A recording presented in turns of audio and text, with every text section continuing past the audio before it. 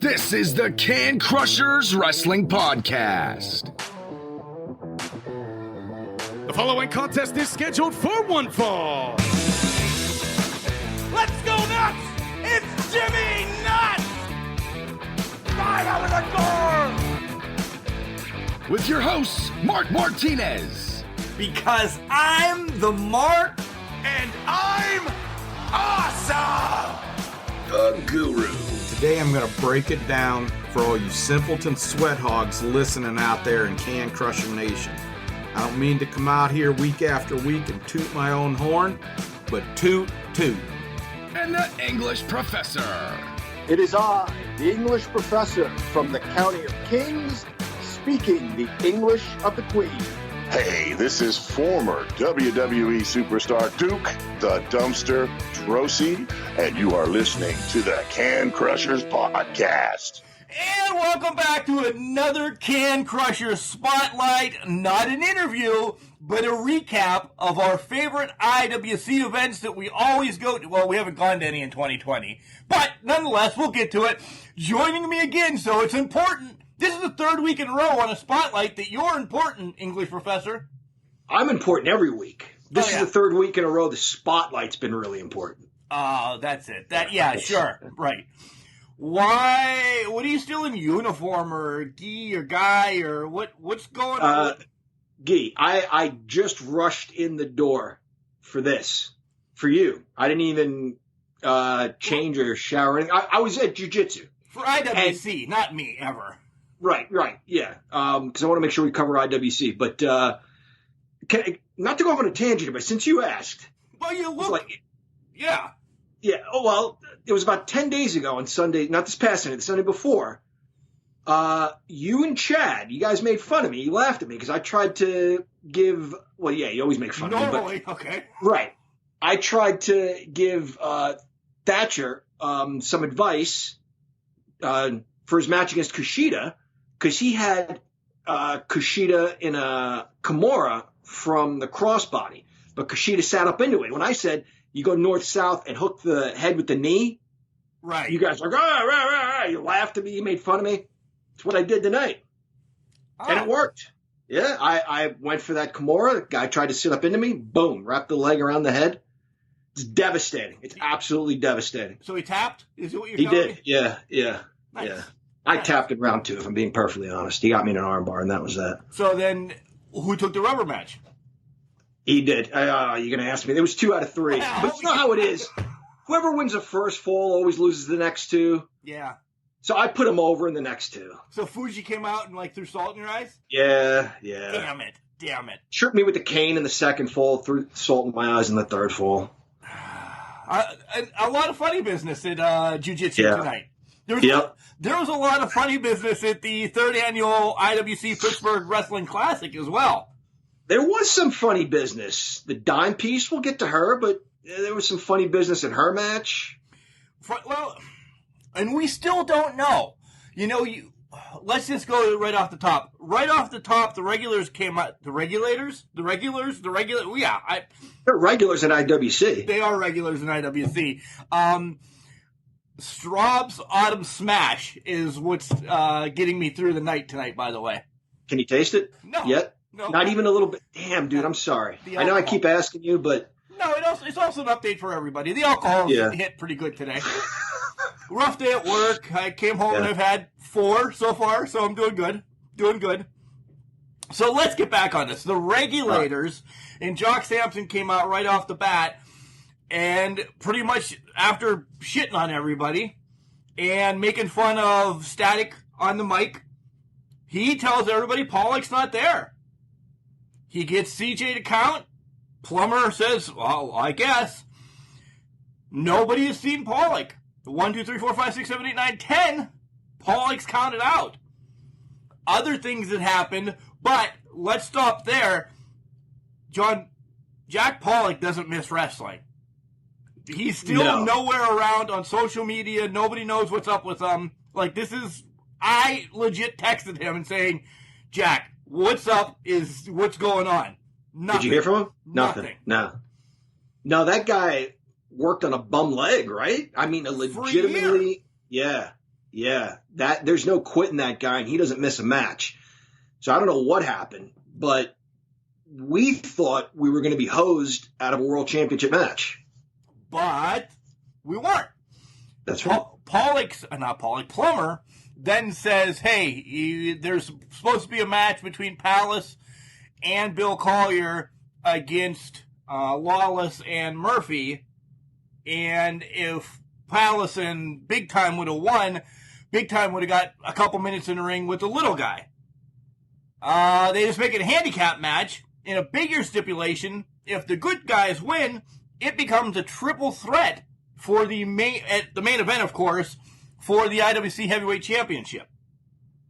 Yeah, way to roll with the punches there, Justin Plummer.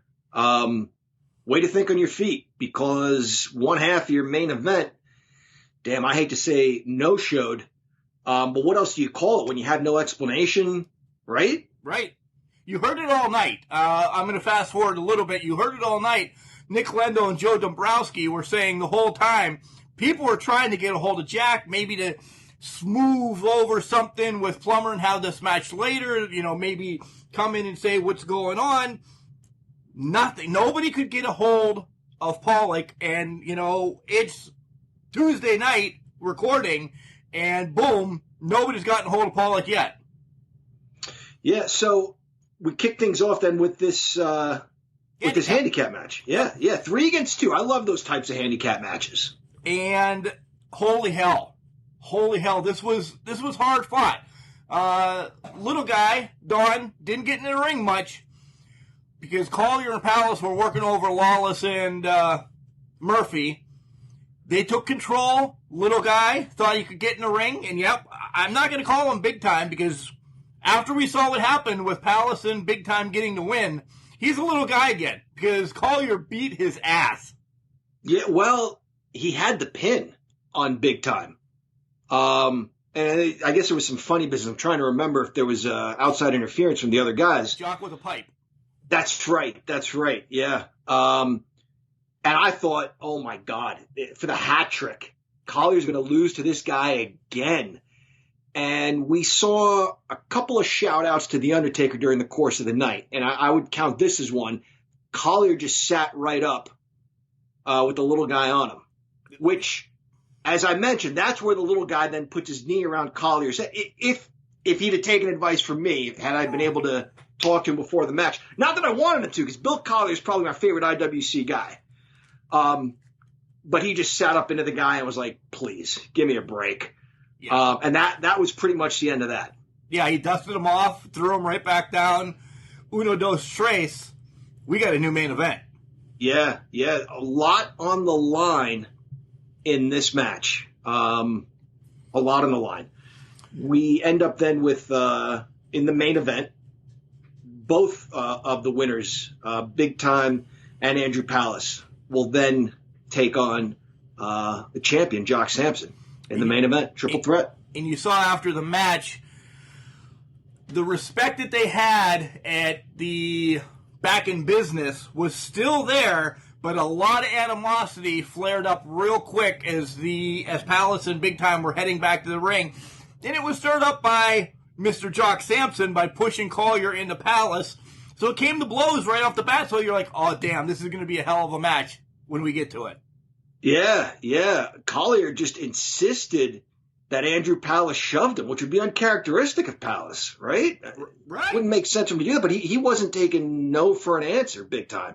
He absolutely does. This is how a lot of fights in Ridgeway High School started. Somebody pushed somebody into somebody, and the next thing you know, it's like windows in the home ec room. Yeah, like the Hot Shots movie, where one guy pushes one guy and the whole bar blows up into a fight. It almost came to that. Yeah, it really did. So, very quickly, I want to talk about the commentary all night long. Was spot on. It really helped the matches along. I want to give a shout out to Nick Lendl, because he said that Big Time never would have forgiven himself. Last month, he would have said probably, never would have forgave himself. So I think he's listened to some of my lessons and now understands the difference between past tense and past participle. So good job, Nick, on understanding the past participle. we'll talk about Nick again because I'm going to bring up what you sent me a text as we were watching it during the main event. Yeah, okay. I'll bring that up and see because Nick was he was a hot commodity. He was doing double duty, only ring announcer there, second man on commentary with Dombrowski, and then he had a lavender suit on, looking sweet. And I'll bring up something about lavender again. So okay, I can't wait. Yeah. So great match. John, you said it for those that didn't listen to this Sundays yet and listened to this one earlier. Bill Collier needs to be on TV. He absolutely does. I think I'm going to go out on I'm not going to go out on a limb. I'm just going to say how I feel. I think he's the best guy they have there on that roster. Yeah. I really do. Yeah. We've seen the feuds, and I'm going to be the one, if AEW doesn't come calling for him, because there's a built-in feud with him and Wardlow that tore down Court Time Sports. Show it to the world. You'll get money. You'll get money with this guy. He is money. He is money. Next matchup is two former winners of the Pro Wrestling Classic Invitational. Johnny Patch, a former Super Indie champ, taking on a former tag team champ in Bulk Nasty. And at first, Bulk Nasty wants an arm wrestling match right in the middle of the ring. On the ground, like they're in gym class at half court. That's a bad idea. I don't care who you are. If Bulk Nasty challenges you to an arm wrestling match, just be like, nah, that's all right. I'm good. Yeah, and Patch did. He's like, no, that's a stupid idea. Yeah. We have busted Bulk's ass for years. 4 years. He did a nip-up in this match. He has leaned down. He has become a wrecking crew. He really has. He has come within himself, or however you want to say it. Quickness is picking up. I smell that he should be in the title hunt. And I can't smell yet. And you can't even smell, and you could smell that. Right. It's that obvious. Yeah. Thank you. Yeah, you're welcome. So he's always been a powerhouse. He's always been a big powerhouse, but you mentioned the kip up. He's added some speed. He's added, he wrestled the Daredevil, but he's added some Daredevil moves too. We've seen him on the top rope, especially last time against Super Hentai. He's a well-rounded pro wrestler. This guy can do everything. He's a machine. He is. I thought Patch had this one, but Bulk Nasty he's on fire. There were no ifs, ands, or buts about it. It was a close match, but once Bulk Nasty hit some power moves, that was the end of that. He wanted to talk to the crowd. He asked for the microphone, didn't get it in time. He's a big boy with some big lungs, so he figured, I'll just scream. Everybody will hear me. We're only at 10% capacity anyway, and everybody heard him. Yeah, around the world, even on the IWC network for only $9.99 a month. Yep, or $14.99 if you want to just get the pay-per-view. See, there you go. Yeah. Huge sit-down, like power bomb, power slam, pile driver combination. What's it called? Did one of them call it? Did Excalibur Lendl call it something or whatever? Yes. Yeah, I don't remember, but they did call it. Yeah, something. Yeah. Let's talk about Patch for a minute. 2020 has not been his year. Sophomore slump all around. Losing the title, losing matches. I mean, Bulk, somebody, okay, you could lose to. You know, it's neck and neck. But Patch not having a great year. And that's why I thought he had to win this match. We saw him, it's been about a year, maybe more, when we saw him on the South Side at the Rex Theater. When we went to wrestling there. We saw more, yeah. Yeah, we saw the Lucha Brothers.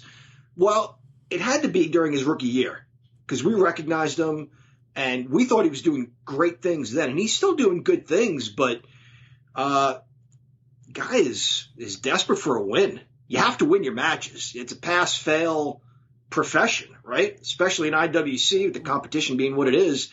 You win your matches. Yeah, you win your matches or you don't. Doesn't matter how pretty some of your stuff was during the course of the match. You win or you lose. Yeah. Yep, I agree. Chin up, Patch. Yeah, you'll bounce back. Just 2021 is 30 days away. Less than that, because I don't know math. 24 days away. Something like that. By the time you listen to this, maybe less. Nonetheless, next matchup is Angelic against Sam Adonis. Experience personified in this match. I love Sam Adonis. I know I went on and on about big time. Sam Adonis might be my second favorite wrestler in this promotion. Guy can do everything.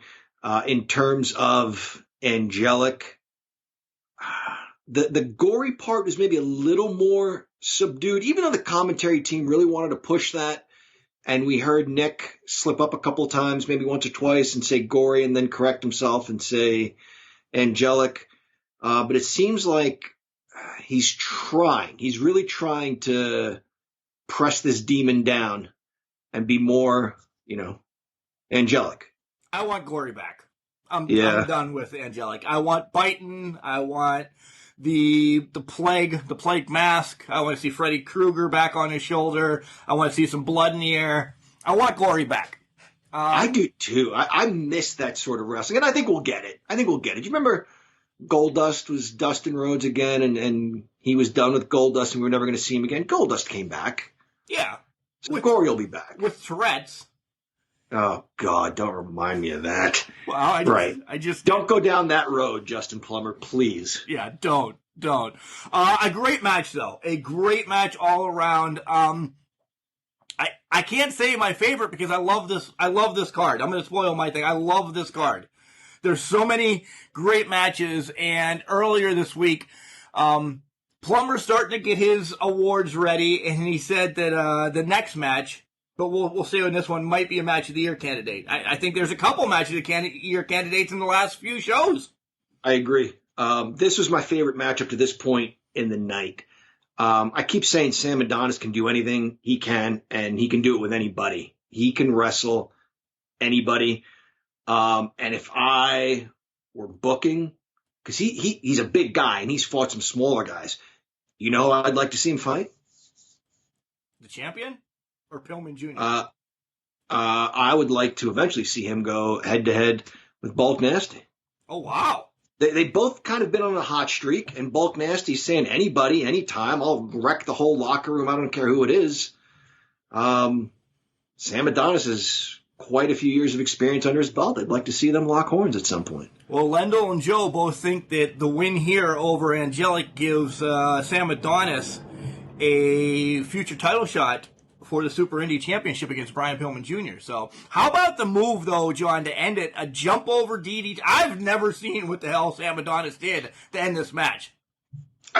Yeah. Like I said, the guy can do anything. And that's why I don't mean to harp on this, but we're seeing Bulk Nasty kind of follow that same path I mentioned earlier. That guy can do anything. We thought of him as a big powerhouse wrestler.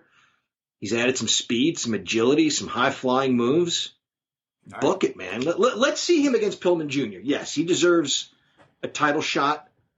And if he wins, I think Bulk deserves a title shot. I'd like to see that first title defense against Bulk Nasty. All right.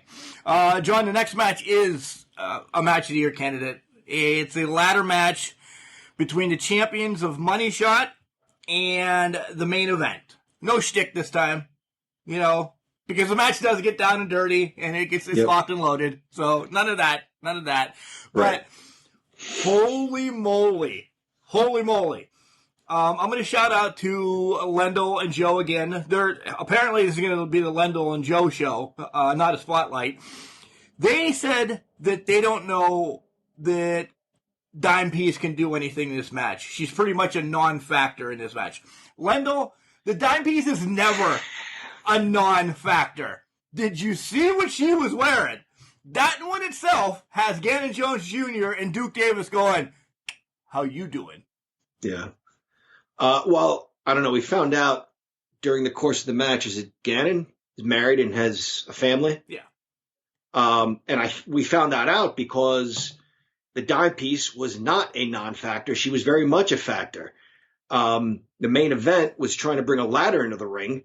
And I'm not sure what Dime Piece was thinking here, but she got in a tug of war. Yeah. With the ladder. And Gannon Jones over Jr. the ladder yeah. against Gannon Jones Jr. And he felt badly about this. You could tell right away. He didn't mean to hurt her, but he just tried to get the ladder from her. And he tried to yank it out of her hands. She was standing on the ring apron. And when he went to yank it out of her hands, she held on to it.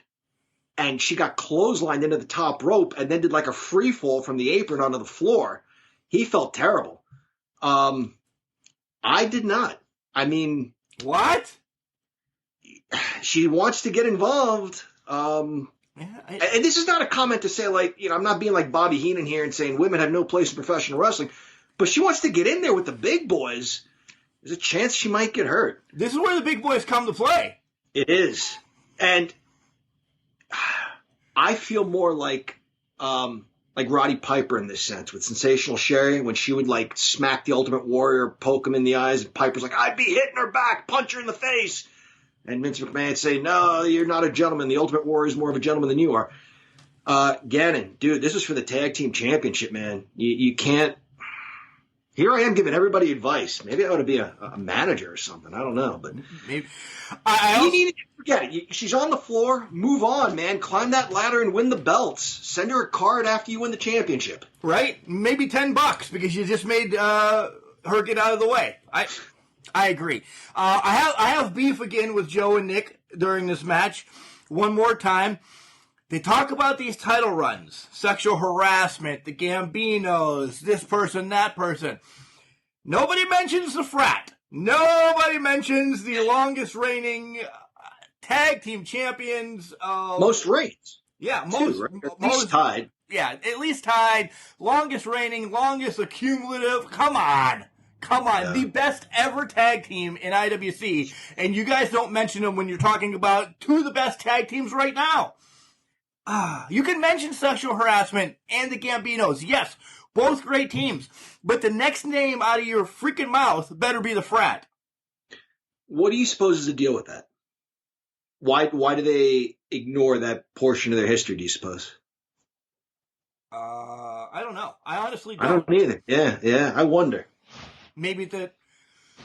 No disrespect. I think Trent's done... Or he's doing a lot of video game stuff, and Channing is just ripping it up himself with the Extreme thing. So, I don't know, but at least pay homage to him.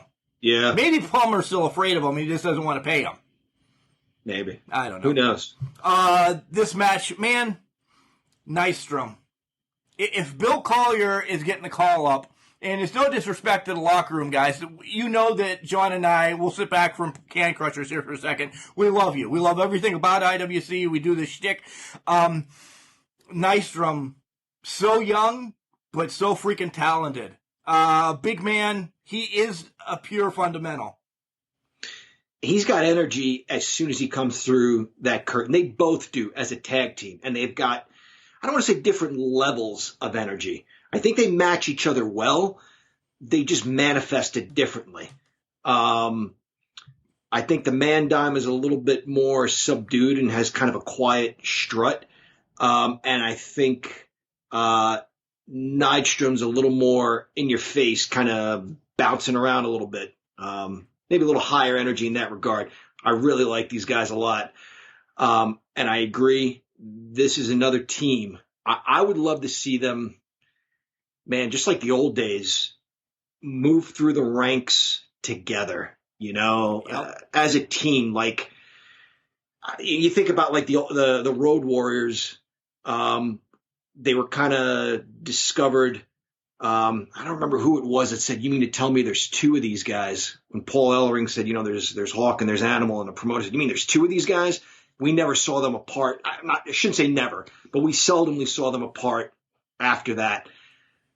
I'd love to see these guys just go through the ranks, different promotions, working together. I think they're that good. I really do. However, do they rely solely on their abilities? No. And that's what I love about them. And that's perfect. Because, yes, when the ability is needed, they can take it. But as Eddie Guerrero said, cheat to win, and that's good. I'm all for it. These guys are bastards, and they play it perfectly. Well, once the dime piece was in fact a non-factor, they had another factor because she was out. Well, yeah. Before we get to the main factor, I was pulling for Money Shot. I really was. But damn, I would have liked to seen the main event win it without a ladder. When has anybody ever won a ladder match without a ladder? Yeah. One guy was on the other guy's. Yeah, that would have been fun. Yeah, I thought it was going to end there too. One guy was on the other guy's shoulders. The match itself, guys, we've seen ladder matches. We've seen tag team ladder matches. How innovative can you get? These guys got innovative. There wasn't a lot of snoozing in corners. It just was. It was a fight from the word go. And we saw the main event able to get up high and move around and do some high flying stuff too. And then once they were really high on top of the ladder, somebody turns the lights off. Lendo gets pissed off, starts yelling, "Come on, why don't somebody pay the electric bill?" And then all of a sudden, a masked guy comes out and just waylays. I believe it was Duke Davis that was on the ladder, and he comes tumbling down. Boom. Up goes Money Shot, grabs the title. I think it was Nystrom. It was Nystrom, yeah. Grabs the titles. They're still champs. And then we get this unveiling. John, I want you to go ahead. All right. Well, first, let me ask you, who did you think it was? Did you have a guess? At first, I thought maybe it was McChesney returning. But then I thought, well, why would McChesney have a mask? He's already associated with them. Right. And then I thought, I looked, then not being with the regulators, my real guess was they got to Chris LaRusso. And LaRusso was going to join them. That's why he wasn't around with the regulators at the beginning of the show. I thought wrong. I thought it was McChesney too. And like you said, why would he be wearing a mask? And then after taking a closer look, I thought McChesney's a little, stockier, a little bigger of a guy. And then he takes the mask off, and it's A1. That's huge. Talk about, all right, there's a lot of great rookies this year in IWC. A1's probably had the best year. And for Team Big League and Money Shot to grab him, goddamn. Yeah, I guess. You don't like it. I'll tell you why. Last month, as he's leaving the ring and Money Shot's on their way to the ring, they winked at him. They threw their towel at him like, "Hey, bitch, carry this to the locker room for me." They might as well slapped him on the ass, too. They treated that guy like a bitch. I'm just going to come out and say it. And I thought, how is he tolerating this? Money. Well, at that point, I thought, okay, he's going to find himself a partner or something. There's no way he is going to take this. But he did. And maybe it's money. Maybe he's looking at his future and thinking, I need to get with these guys. But I just question how he can stomach the blatant disrespect. It's not like they said something to him like, hey, let's talk business. And you wonder, what was that conversation about? Why were they talking to A1 on his way to the locker room? No, it was like, here's my towel. That blows my mind. That blows my mind. We might have to make a call and see if the dime piece will let us talk to A1 because everything runs through her. Right. So maybe I can make a call, see if we can talk to A1 to get into these questions and see what's up with his head. And if you get a hold of him, let me know. I'd love to join you for that one too. I'm sure you would. I'm sure you would. Let me just say this. Our boys 2-to-1 Media. Jeremy's always wanting critiqued, and this is a perfect place to come in right now. Jeremy always likes our critique. We talk about him. Beginning of the show, we've already spoken. A few things went awry, and some of the mics weren't perfect. So, boom, they got that fixed real quick.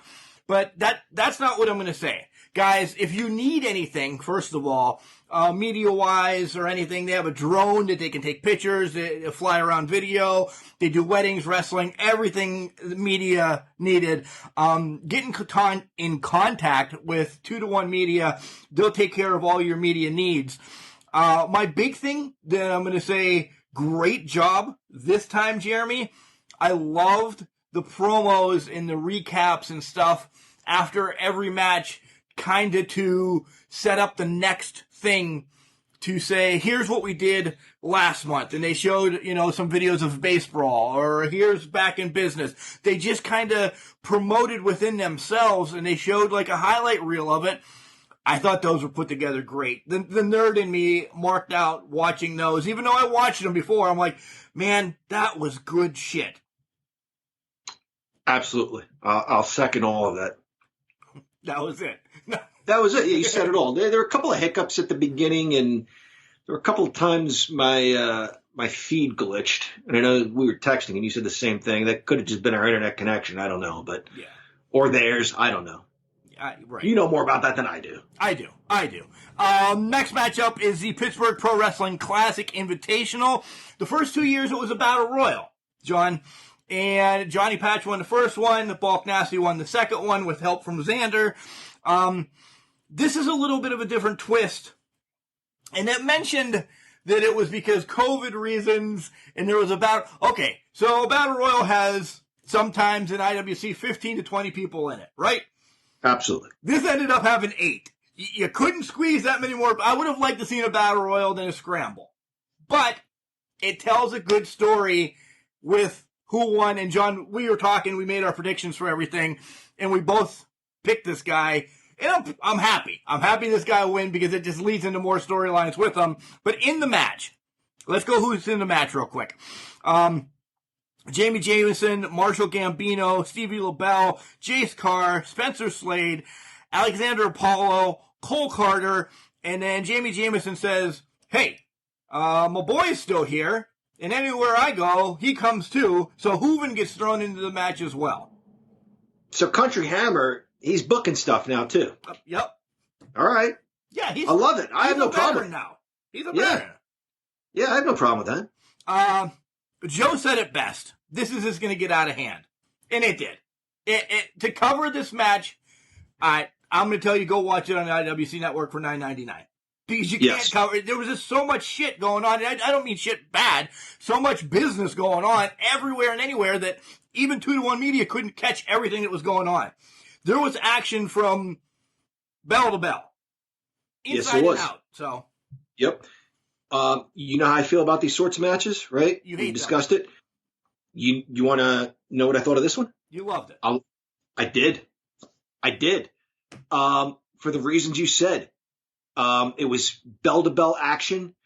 And again, credit Nick and Joe for calling the match and talking about how there were all sorts of things going on everywhere. Talking about specific things outside the ring, a crash into the barricade, a crash into the ring post. We even found out that they had to maybe go check on some lady who got a little too close to the action. Yeah. During this match. You almost got bambasted by a barricade one time. I did. You would have been still picking your eye up to this day. If that was legit, you were inches or millimeters away from getting your eye taken out. You think I backed up. I caught it. I'm vain about my teeth. I still have all of them. I don't know how I kept them all. That was at 5-star. I took a barricade to the teeth. I saw it, and you pulled me, and I picked my head up. It missed my face. It missed my head, but it caught me like right in the mouth. Didn't bleed or anything. Did you ever get that channel to watch? I never figured out how to get it. No. But back to this match. These guys did a great job calling the match, keeping us invested in what was going on. Because where I lose focus anyway as a fan is when I say to myself, yeah, the action in the ring is great. What are the other 5 guys doing out there right now? Why aren't they in it? But with Nick and Joe telling us, hey, this guy's beating up that guy. This guy just rammed that guy into the ring post. I felt like they all went for it. They all wanted this match. Yeah, and somebody wanted a little bit more, and it was, I've been on his side since day one, Spencer Slade. He comes off, and I love that he won this. I have a shtick for him already, and let's talk about your thoughts about Spencer Slade winning. I want to throw a shtick at you real quick. All right, I'm glad he won. This is no offense to anybody else in the match. When you look at who was in that match and kind of where everybody's going, Spencer Slade has kind of made the biggest mark so far, the biggest name for himself. Second would probably be Jamie Jamison. He's been an up-and-comer lately. But this was Spencer Slade's match to lose. If he doesn't carry this trophy around with him, this is my shtick, as a Slammy Award for the next year, I'm going to be pissed. I think this is perfect. I mean, Bulk smashed this last year. He doesn't want it. Patch has his sitting up in his garage holding on to his Red Man hat or something. I don't know. But Slade needs to carry this around everywhere he goes. It's going to be a pain in the ass because it's 6 feet tall, as Plummer says, but he needs to carry this around. With his look and his style, right? The amateur wrestler, the headgear, the physique. Yeah, that trophy goes with that look and that style perfectly. He's a wrestler. Right. And he won not a tournament, but sort of a wrestling tournament, a process. An invitational. You're going to say invitational, then you're like, oh my God. There you go. Yeah. He won it. It's his trophy. 7 other guys finished behind him. Yeah. Carry that around. Carry it around. John, next matchup is the first. And it was a quick match. Let me just say. It was. Sometimes those matches can go a little too long because everybody wants to get their stuff in, and you're just like, this is just a situation where everybody wants to get their freaking stuff in. Guys are taking naps. That didn't happen. Action bell to bell. I don't think it was 10 minutes. I really don't. I don't remember. Yeah, close, I bet. Yeah. Yeah. So, next match, John.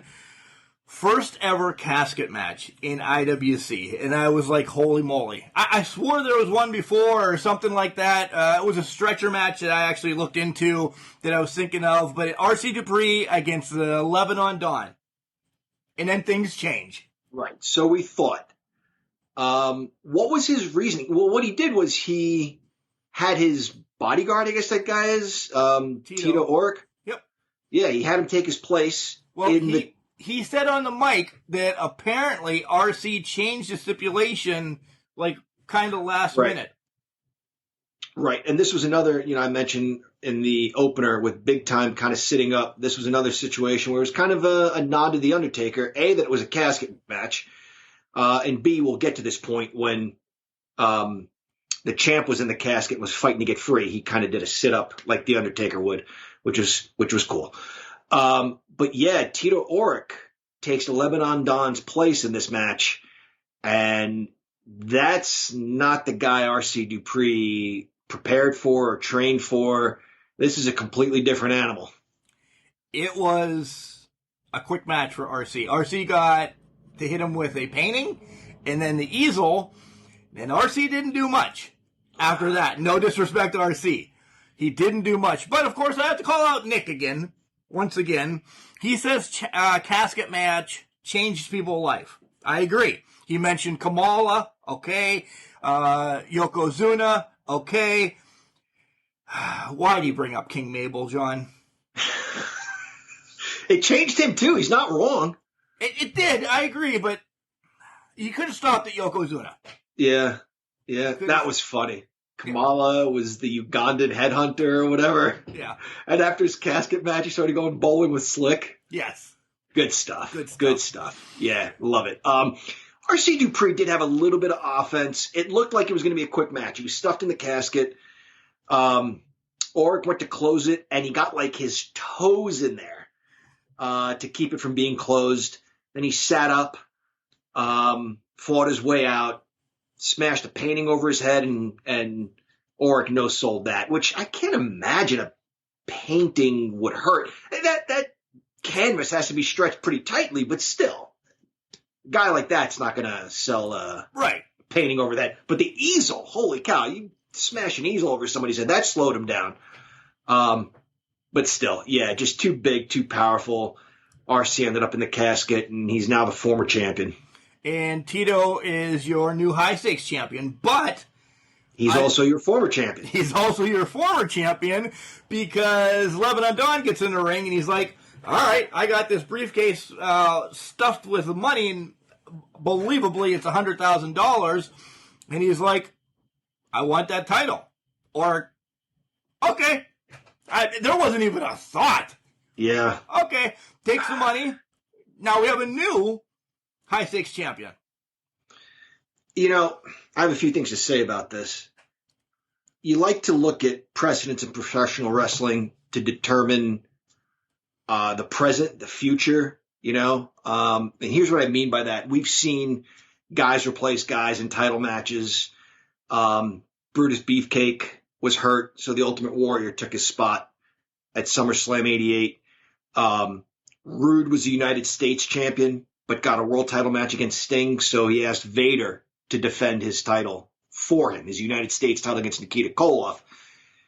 Wasn't very fair to Koloff. He prepared for Rude. Now you got to fight a guy who's at least twice the size as Rude. But if Vader had lost, Rude's stipulation was he would lose his title. So there's precedence for that. There's precedence for the Lebanon Dawn saying, Tito Ork, take my place. I'm okay with that. But if history has taught us anything, it's that you can't sell a title. Now, I don't know what Justin's rules are, but Jack Tunney said Andre the Giant cannot surrender the belt to another person. He can only surrender it to me, to the company. Is that not the case? In IWC, you can buy and sell belts as you please? Plummer, I mean...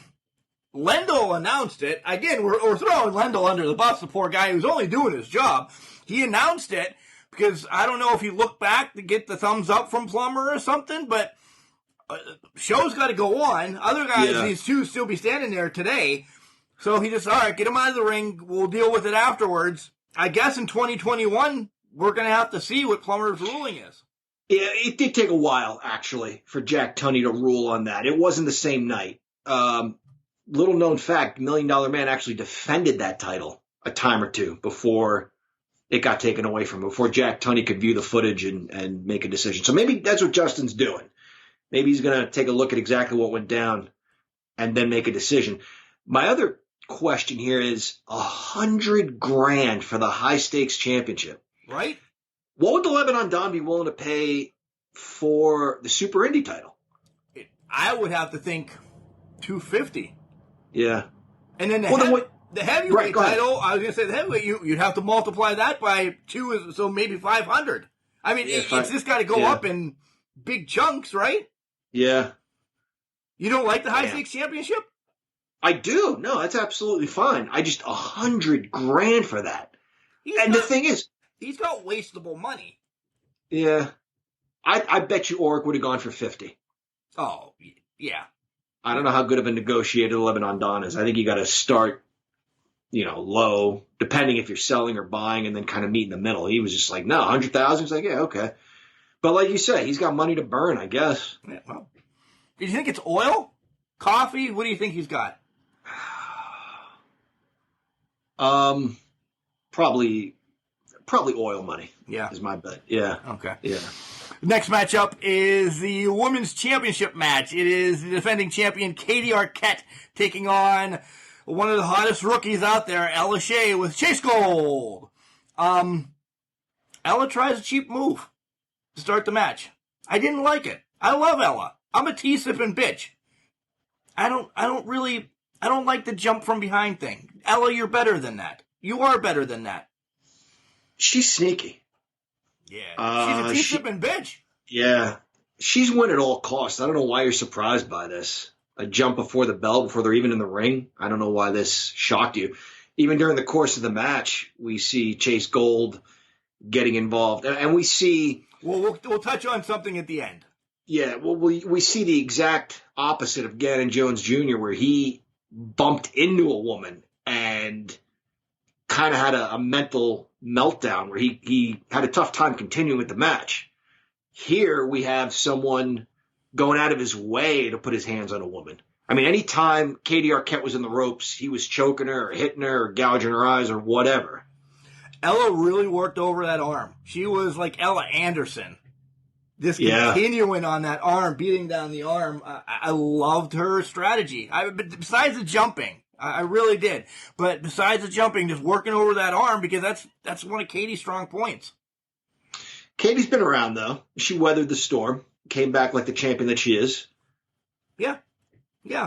Chase Gold gets involved again, and he's got Mr. It's actually something. It's a French word. Do you know what it's called?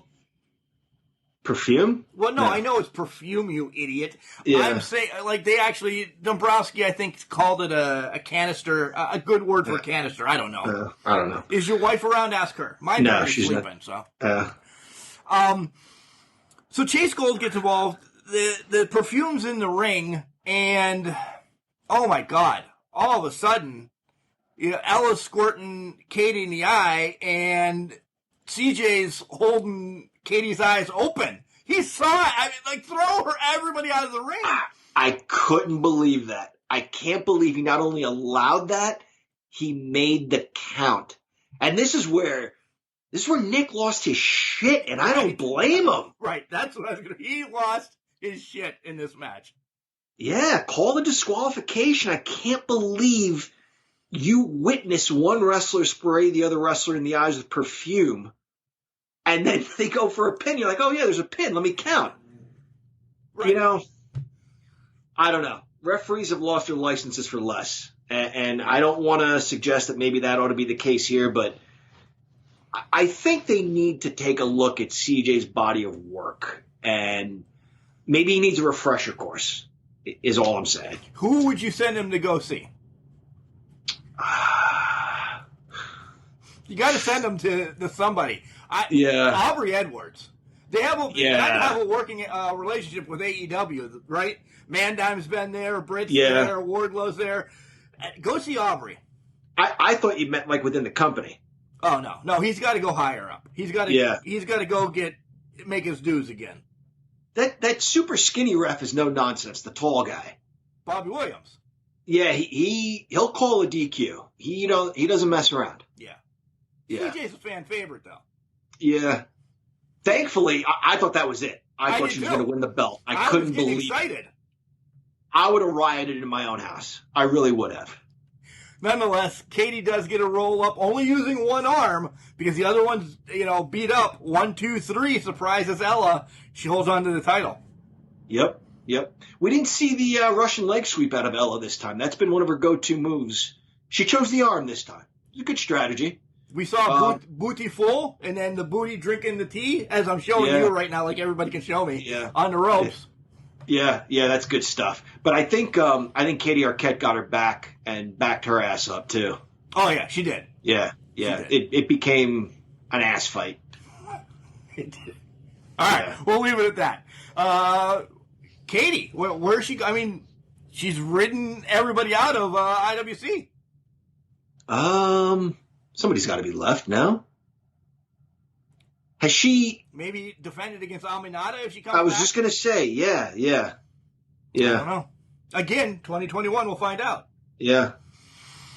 This brings us to the main event, John. And it's Jack. Jack's not there. Jock Sampson, Andrew Palace, and Big Time.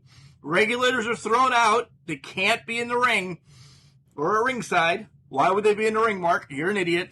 But they can't be at ringside. And the Palace goes and gets toys. And this match was filled with toys for a while. And I'm like, but then it simmered down. Yeah, it started off hokey and fun. Jock takes a plunger to the face. And I'm not talking about where you fly over the top rope like on pro wrestling. They called that move the plunger. I mean like an actual plunger that you use in a toilet. Yeah, he took that to the face. They double teamed him. It kind of followed the formula you thought it would, where eventually one of them was going to pin the champion, and I believe it was Andrew Palace. And Bill Collier was like, "You're not going to pin the champion, not as long as I'm standing right here." It was vice versa. It was vice versa. Okay. Yes. Still very good. And those guys especially Bill Collier and Andrew Palace, are not going to have a bad match. No, and that's what it comes down to. Essentially, for a while, Palace against Collier, which brought IWC back this summer, and that was great. Jock gets back in the ring. He's got a pipe. He's waylaying everybody. He brings his bull rope back in, and that actually ends up to cost Jock the match because he takes a couple bull ropes to the head. Palace gets the win. Bill Collier again. Can we keep praising him, John, a little bit? That fall away slam on Jock Sampson. No disrespect to Jock, but he's a thicker man. Right. Collier threw him over legit like a sack of potatoes. Yep. God, Collier is just humongous. Yep. Carlos Colon named that move the flying sack of shit. Well, fits here. Yeah, exactly. That was my point. Razor was in Puerto Rico wrestling Carlos Colon, threw him over his head. And when they got to the back, Carlos said, "Amigo, you throw me like flying sack of shit." So Razor named it the flying sack of shit. They called it a fall away slam, but it's appropriately called a flying sack of shit here when he did it to Jock Sampson. The regulators do get involved, though. What can you do? Yeah, you can ban them from ringside, but triple threat rules calls for no DQ, no countouts, must be a winner. So, yeah, kick them out. They come back. What are you going to do? You going to twist their arms and tell them to leave again? Right. No, of course not. And Bill Collier kind of did it to himself because he speared Dan through a table, which essentially takes him out of the match. Palace gets the victory then. And Collier steps back into the ring. I'm like, oh, man, he's going to waylay him in the face, and this is what we're going to go into 2021 with. Didn't happen.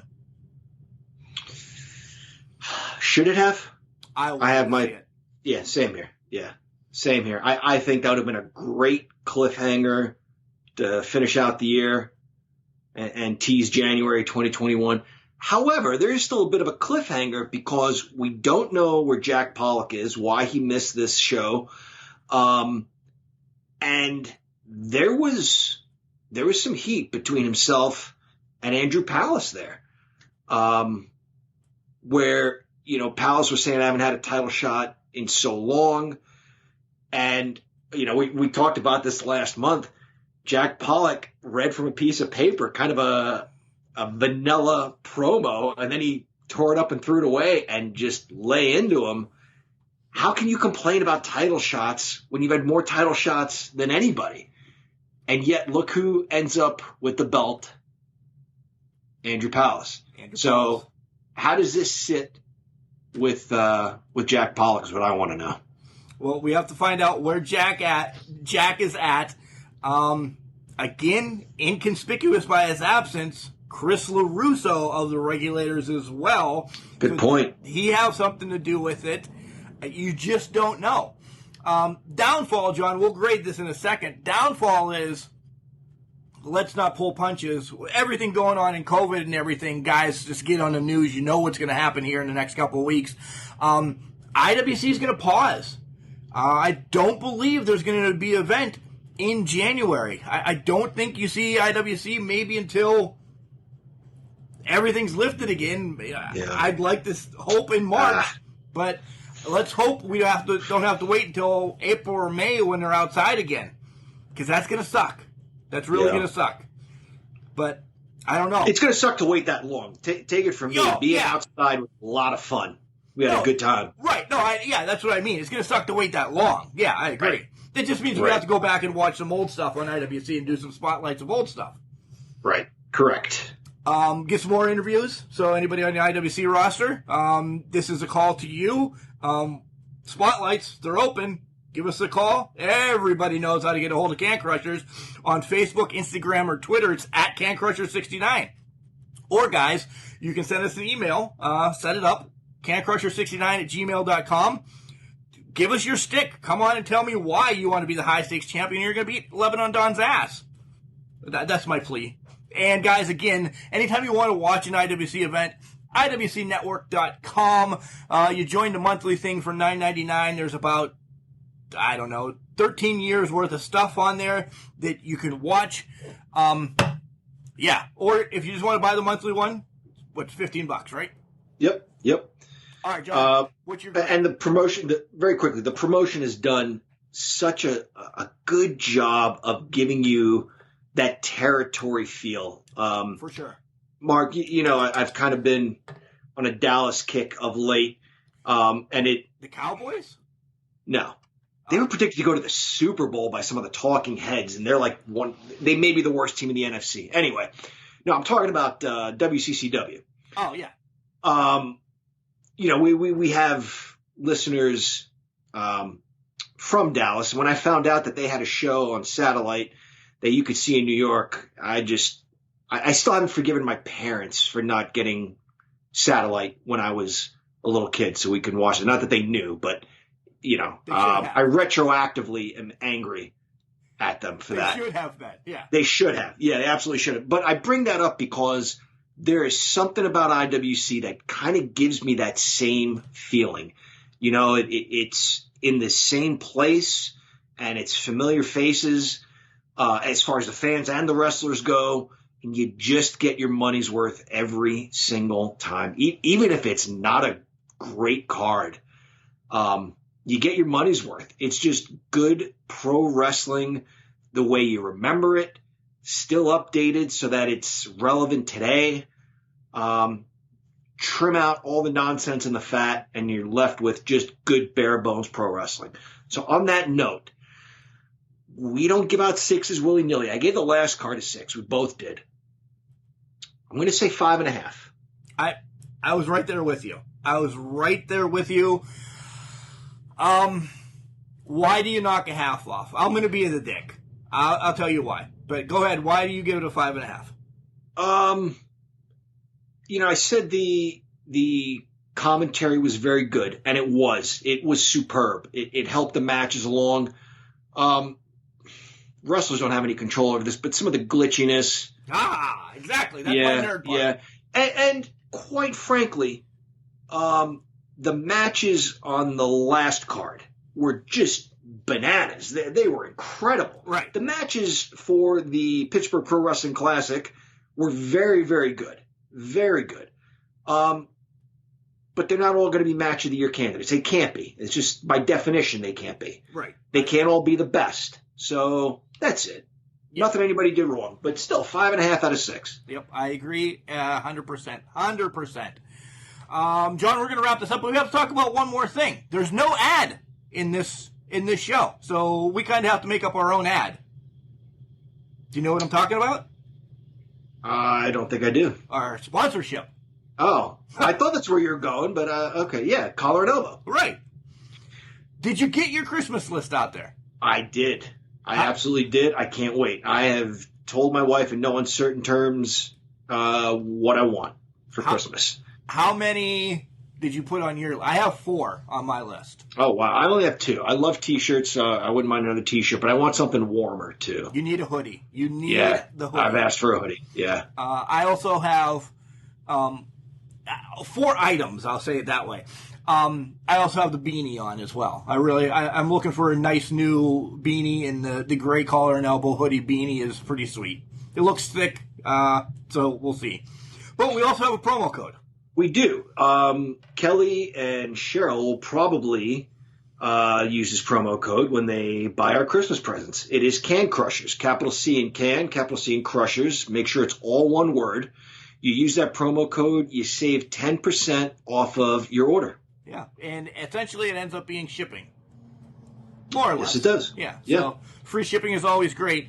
John, once again, we love IWC. We're going to be sad until it comes back.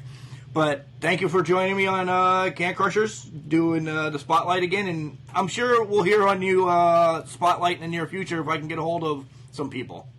That would be great, yeah. I would love to. I love covering IWC because I enjoy the promotion. So, yeah, thanks for having me on.